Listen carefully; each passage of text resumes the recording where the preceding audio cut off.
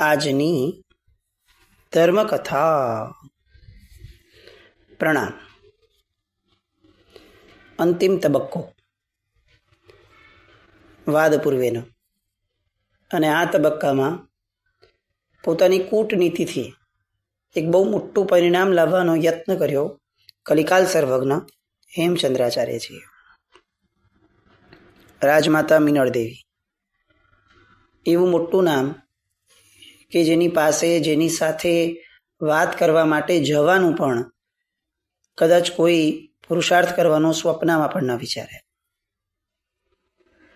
અને તેમ છતાં કલિકાલ સર્વજ્ઞ હેમચંદ્રાચાર્યજી પોતાના એક શિષ્યને લઈ અને ગયા અને પ્રશ્ન પૂછ્યો, વેધક પ્રશ્ન પૂછ્યો, મારક પ્રશ્ન પૂછ્યો. કદાચ એમ કહી શકાય તો દિગંબર મતના એમની શ્રદ્ધા માટેનો, કે રાજમાતા તમે ધર્મ શા માટે કરો છો જીવનમાં? અને રાજમાતાએ જવાબ આપ્યો કે મોક્ષ માટે કરું છું. અને એક વાક્ય એવું ફેંક્યું કે જે વાક્યના કારણે આખી ને આખી બાજી પલટી ગઈ એવું નહીં, રાજમાતાનું માનસ બદલાઈ ગયું. કલિકાલ સર્વજ્ઞએ પ્રશ્ન પૂછ્યો, બીજો પ્રતિપ્રશ્ન કર્યો કે જો તમે મોક્ષ માટે આખી ને આખી જીવનની ધર્મ આરાધના કરો છો તો રાજમાતા એકવાર તમારા ગુરુ ભગવંતને જઈને પૂછી તો આવો કે શું એ તમારા મોક્ષને માન્ય કરે છે? રાજમાતાના મનની અંદરમાં ઘમાસાણ શરૂ થયું. શ્રેષ્ઠતમ દૂધ હોય પણ એની અંદરમાં એક લીંબુનું ટીપું પડે, શું થાય? કેટલાય લીટર દૂધ પડ્યું તું લે, અને ફક્ત એક ટીપું લીંબુનું અને દૂધ ફાટી જાય. ફાટી જાય, આખો ને આખો પદાર્થ બદલાઈ જાય જો એક વિપરીત તત્વ અને વેધક તત્વ એ જો એની અંદરમાં પડે તો.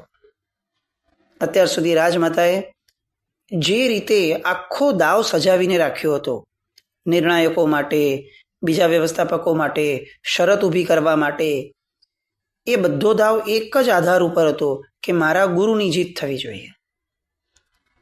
અને મારા ગુરુની જીત થવી જોઈએ એ આખો જે મત છે, વિચાર છે, એ શેના પર ઊભો હતો કે મારા ગુરુ મારું યોગક્ષેમ ઈચ્છે છે, એમની નિશ્રામાં જ મારું કલ્યાણ છે. આ શ્રદ્ધા હતી. કેટલીક છુપી ભાવનાઓ છે કે જેને આપણે નથી સમજી શકતા, પણ મૂળમાં એ ગર્ભિત ભાવનાઓ હોય છે. આપણે ક્યારે ભગવાનની પણ પૂજા કરવા જઈએ છીએ ને, તો સામાન્ય આપણને કોઈ પૂછશે કે કેમ કરવા જાઓ છો, ને આપણે એમ કહીએ કે ભગવાનની પૂજા કરવામાં શું કારણ હોય? અહોભાવ તો હોય ને ભગવાન માટે. પણ ખરેખર જો ઊંડાણમાં ઉતરશું ને તો આપણને ખ્યાલ આવશે કે ના, એના સિવાયના બીજા કારણો તો છે. ભાઈ નાનપણથી એક આદત છે, મમ્મી પપ્પાએ પાડી હતી અને આપણો ધર્મ છે એટલે કરું છું.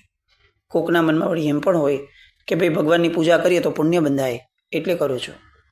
કોકને વળી એમ હોય કે ભાઈ નહીં, એ તો મારું કર્તવ્ય છે, મનુષ્ય ભાવ મળ્યો છે, પરમાત્માનું શાસન મળ્યું છે, પૂજા તો કરવી જ જોઈએ ને.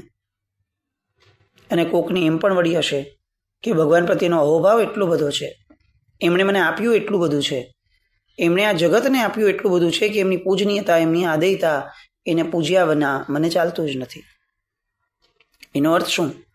કે કારણ દરેક વ્યક્તિના અલગ અલગ હોય છે, કાર્ય કદાચ એક જ દેખાતું હોય.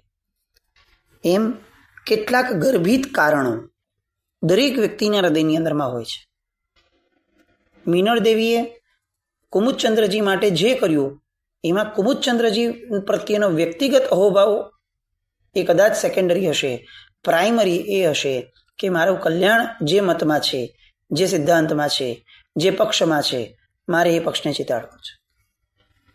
એક ભાવ કદાચ એવો પણ હશે કે ભાઈ હું કર્ણાટકની છું તો કર્ણાટકના મારા જે ગુરુ છે એ જીતવા જોઈએ, પણ એ બહુ માઇલ્ડ હશે.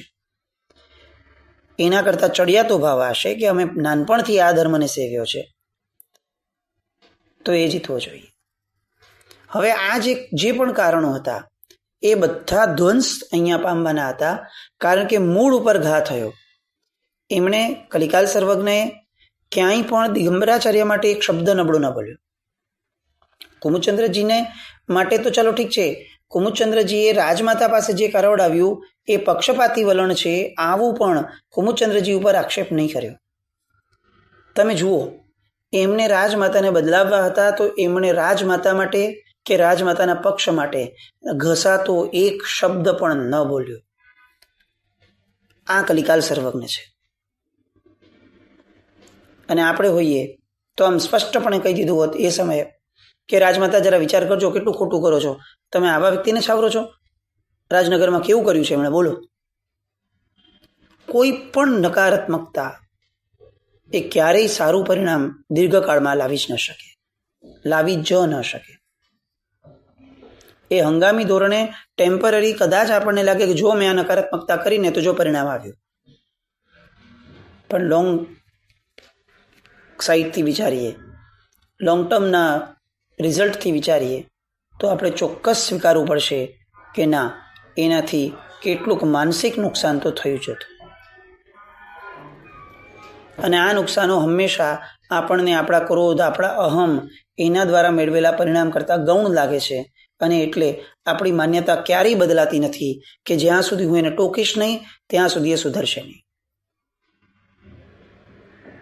કલિકાલ સર્વજ્ઞએ ટોક્યા નહીં, કલિકાલ સર્વજ્ઞએ કોઈને ઠોક્યા પણ નહીં, કોઈની નિંદા ન કરી. આમ પણ કોઈની નિંદા કરવાથી ફક્ત ને ફક્ત આપણા પુણ્યનો હ્રાસ થાય છે. આ સિદ્ધાંત છે. આપણને એવું લાગે કે હું એની નિંદા કરીશ તો સામો પક્ષ જે છે એની માન્યતા વીક થશે તો એ સુધરશે ને સારા પક્ષમાં આવશે.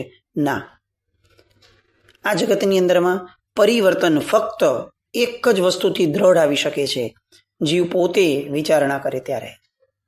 બાહ્ય પરિવર્તનોની કોઈ લાઈફ જ નથી. આમ સિમ્પલી આપણે જોવા જઈએ, આપણે ઘણી બધી વાર આમ આવી રીતે કોઈ તપની ઓલી નીકળે છે, ચોમાસું છે એટલે સંઘમાં, અને આપણે તપશ્ચર્યા કરી લઈએ છીએ. લોકો કેટલું બધું આપણી માટે સારું બોલે છે કે ઓહો તમે આ તપ કર્યો, આ તપ કર્યો, આટલા ઉપવાસ, આટલું ઓલું કર્યું છે. પણ જો એ પોતાની સ્વયંની વિચારણામાંથી નીકળેલું નહીં હોય ને તો જેવું પારણું થશે, જેવા પર્યુષણ પતશે, જેવું ચાતુર્માસ પતશે, આપણે જેવા હતા એવા થઈ જશું. આપણે રાત્રિ ભોજન પૂર્વે નતા છોડી શક્યા અથવા નતા છોડતા, આપણે પછી પણ નહીં છોડીએ. તો પરિવર્તન એ ફક્ત બાહ્ય આચરણાઓથી ક્યારેય નથી આવી શકતું. અલબત્ત એવી પણ ના નથી કે બાહ્ય આચરણાઓ છોડી દેવી જોઈએ, પણ મૂળ સમજવું જોઈએ કે જો મારે ખરેખર પરિવર્તન લાવવું છે તો મારે સ્વયંને, પોતાને વિચારવા માટે પ્રેરવો પડશે કે દોસ્ત તું આટલો ભૂખ્યો રહી શક્યો તો ખાલી કેટલીક રાતો, જીવનના દિવસો જે બાકી છે એની, એટલું ભૂખ્યો રહીશ તો શું થશે? અને ભૂખ્યો પણ કેમ રહેવું છે? વ્યવસ્થામાં ગોઠવાઈ જઈએ તો શું વાંધો છે? પરિવર્તન ત્યારે આવશે. કલિકાલ સર્વજ્ઞએ આ સિદ્ધાંતને અહીંયા કામે લગાડ્યો કે હું મીનળ દેવીના માનસપટ ઉપર ઘા કરું. મીનળ દેવીએ તરત જ કલિકાલ સર્વજ્ઞને હાથ જોડીને કીધું કે હું મારા ગુરુ ભગવાન સાથે આ ચર્ચા કરી લઈશ. કંઈ ન બોલ્યા, કારણ કે સમસમી ગયા છે, અંદરથી હચમચી ગયા છે કે મારા જીવનનો આધાર, મારા ધર્મનો આધાર મોક્ષ છે. અને જો મારા ગુરુ એમ માનતા હોય કે હું મોક્ષે જ નથી જવાની તો પછી અર્થ શું છે એ માન્યતાનો? અને ગયા દિગંબરાચાર્ય કુમુદચંદ્રજી પાસે, પૂછ્યું કે સાહેબ હું ગમે તેટલો મોક્ષ કરું, તમે શું માનો છો મારો મોક્ષ થશે? અને કુમુદચંદ્રજી કહે છે કે પણ એ તો આમ પણ ક્યાં મોક્ષ થવાનો છે, તમારો નહીં મારો ક્યાં થવાનો છે? અત્યારે તો આપણે તો જે શાસનમાં અત્યારે છીએ ત્યાં તો મોક્ષ તો આમ પણ અત્યારે બંધ થયો છે જંબુસ્વામી પછીથી. સ્માર્ટ જવાબ હતો. પણ મીનળ દેવી હતા, બહુ ભારી ભરખમ નામ. મીનળ દેવી એમ કીધું કે નહીં સાહેબ, મારો પ્રશ્ન અલગ છે. મારો પ્રશ્ન એ છે કે સ્ત્રી તરીકે હું કોઈ પણ કાળમાં ક્યારે પણ અગર હું ધર્મ કરતી હોઉં તો શું તમે મારા મોક્ષને સ્વીકારો છો? અહીંયા 3 સ્ટમ્પ ઉખડી જાય એવો બોલ હતો.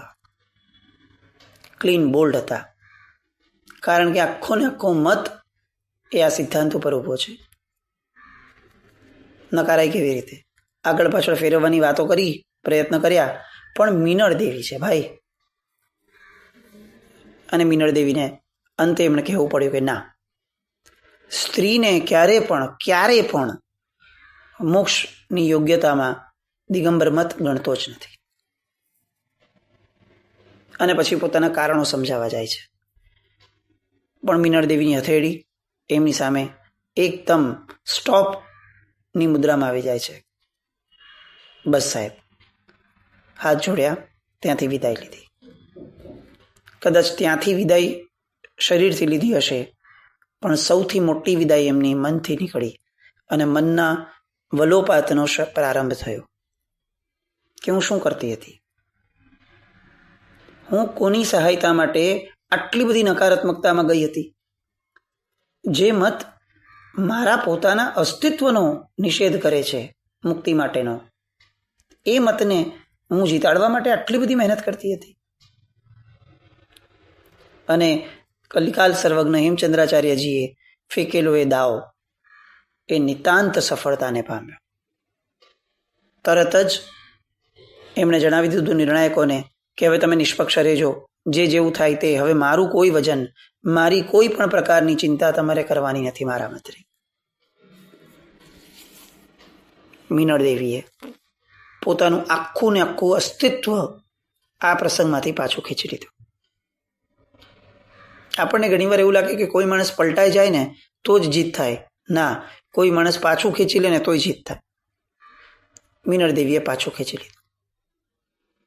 અને આ બધાનો શ્રેય ફક્ત ને ફક્ત એક જ વ્યક્તિને, એક વ્યક્તિની એ બુદ્ધિમત્તાને, એક વ્યક્તિની ઇન્ટેલેક્ચ્યુઅલ કેપેસિટીની એક્સ્ટ્રીમને, એમને સમય ઉપર વ્યક્તિ પ્રમાણે કયા સમયે કયો દાવ રમવો એની શ્રેષ્ઠતમ સૂઝબૂઝ હતી.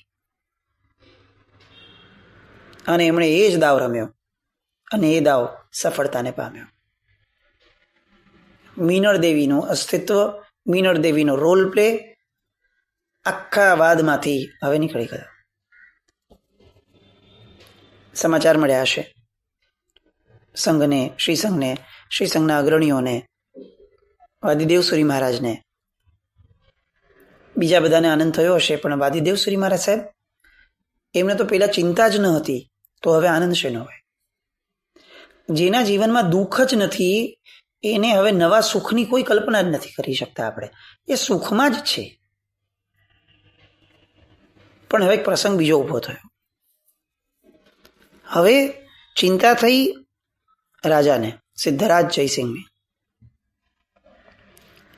કારણ કે જે પ્રમાણે મીનળ દેવીએ આખું તંત્ર રચ્યું હતું એનાથી એને સમજાતું હતું કે ભાઈ આ પક્ષે તો મુશ્કેલ છે જ, પણ એટ ધ સેમ ટાઈમ આ વાદીદેવસુરી મહારાજ સાહેબ, જેમણે આખું ને આખું ગુજરાત, એની આન બાન ને શાન એ પોતાના હાથમાં લીધી, પોતે એ શરતનો સ્વીકાર કર્યો છે, ભાઈ તમે જરાક પણ ઊણા ઉતર્યા તો ફક્ત તમારા શ્વેતાંબર પક્ષની માન્યતા એ ધ્વંસ થઈ જશે એવું નહીં. આ કુમુદચંદ્રજી કર્ણાટકના છે, વિદ્વાન છે. કર્ણાટકની વિદ્વત્તા સામે ગુજરાતની વિદ્વત્તા હારી જશે. તમે જુઓ, પ્રસંગ એકનું એક છે, ચિંતા દરેકની અલગ અલગ છે. રાજમાતાની ચિંતા એ હતી કે મારા ગુરુ તરીકે જે સ્થાપિત છે એ હારશે. આપણે અહીંયાના શ્વેતાંબરોની ચિંતા એ હતી કે ભાઈ આપણા મતની પાછળથી હાનિ થશે. અહીંયા સિદ્ધરાજ જયસિંહની ચિંતા એ છે કે મારા ગુજરાતની શાન એ નબળી પડી જશે. પ્રસંગ એક જ છે, ચિંતાઓ દરેકની અલગ અલગ છે. અને સિદ્ધરાજ જયસિંહ એ કોઈ પણ પ્રકારે ગુજરાત હારવાની દિશામાં જાય એ સ્વીકારી જ ન શકાય એવું છે. એટલે હવે એમને અશ્યોરન્સ જોઈતું હતું કે ભાઈ બધી તૈયારીઓ બરાબર ચાલે છે ને, તમે ક્યાંય ઉણપ નહીં રાખતા, તમે ફક્ત શ્વેતાંબર પક્ષના રિપ્રેઝેન્ટેટિવ છો એવું નથી, હવે તમે ગુજરાતને રિપ્રેઝેન્ટ કરો છો, તો એનો વિશેષ ભાર એ તમારા માથે હોવો જોઈએ.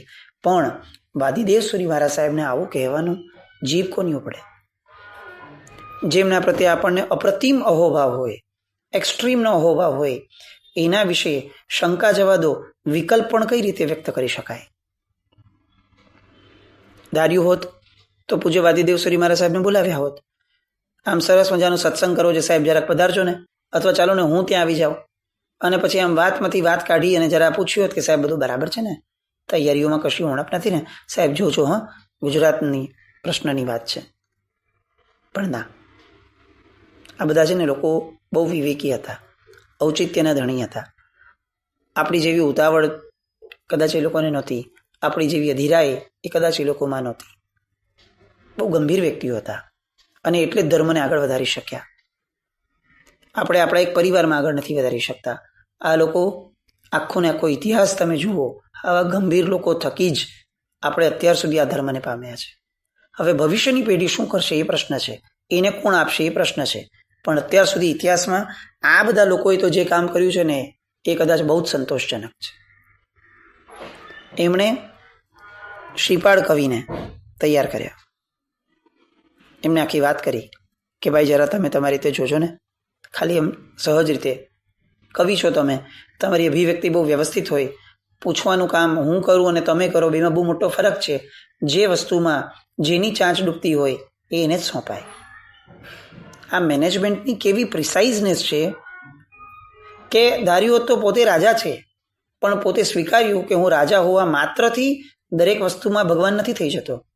જે વસ્તુમાં મારી ક્ષમતા ઓછી છે એમાં ઓછી જ છે. મારું પદ એ ક્યારે પણ મારી પાત્રતાનો ઉઘાડ નથી કરી શકતો. ફક્ત પદ ઉપર બેસવાથી આજ સુધી કોઈનો મોક્ષ નથી થયો, પાત્રતાનો ઉઘાડ થવાથી જ થયો છે. તો એને શ્રીપાળ કવિને રેડી કર્યા, તૈયાર કર્યા અને ગયા પૂજ્ય દેવસુરી મહારાજ સાહેબ પાસે. અને દેવસુરી મહારાજ સાહેબે એને સરસ સાંભળ્યા. બહુ અલગ અલગ પદ્ધતિથી કદાચ શ્રીપાળ કવિએ એમનું મંતવ્ય રજૂ કર્યું હશે.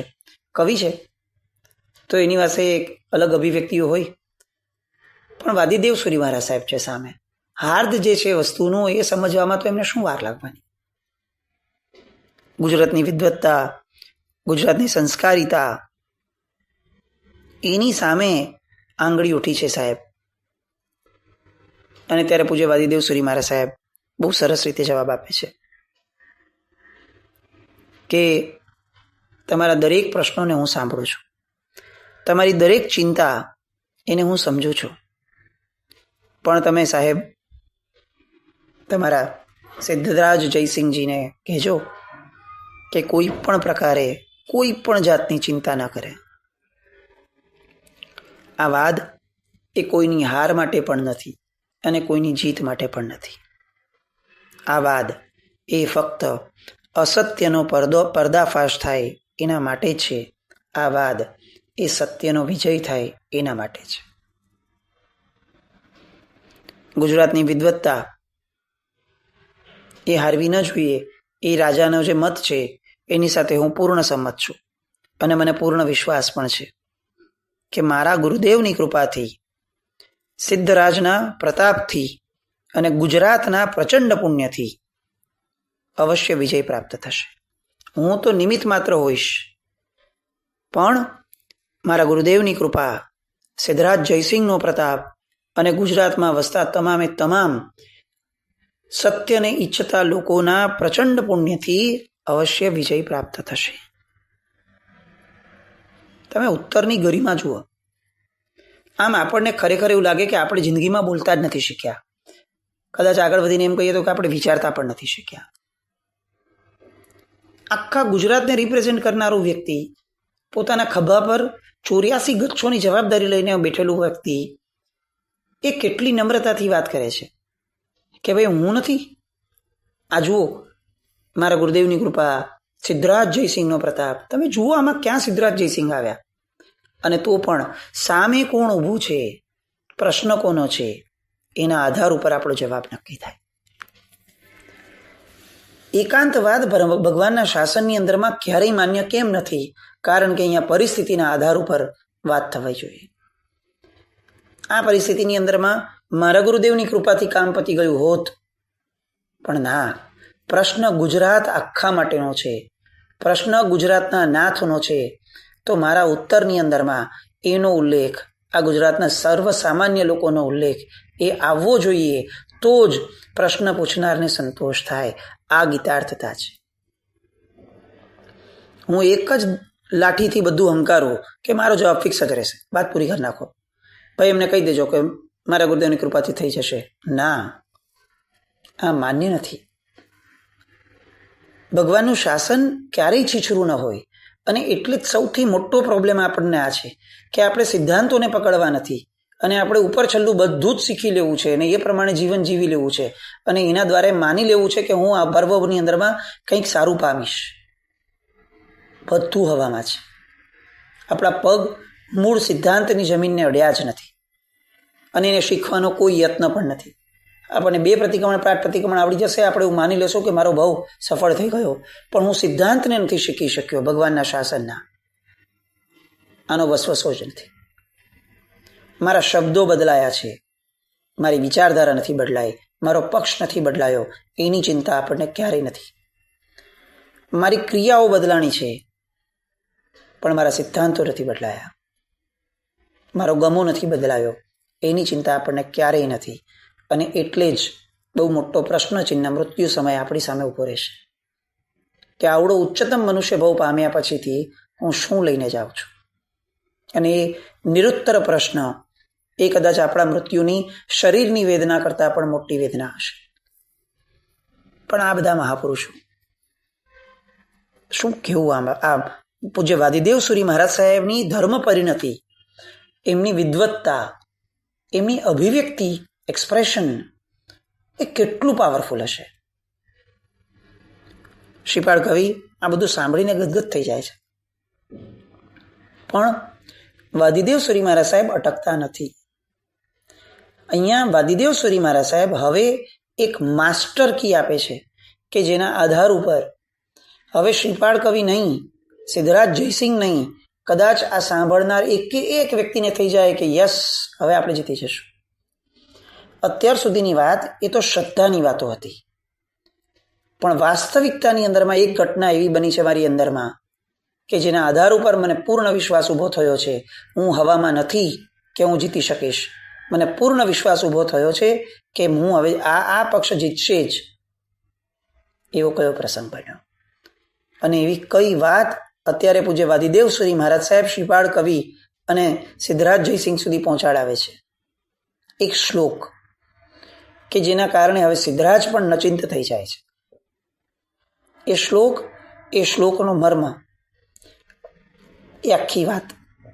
અને હવે બસ વાદની તૈયારી શરૂ થવાની.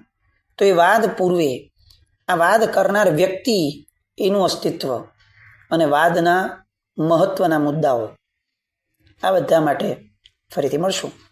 જીના આજ્ઞાવૃત્તિ પણ બોલે તમે છામી દોકડમ. જય નામ જય અતિ શાસન.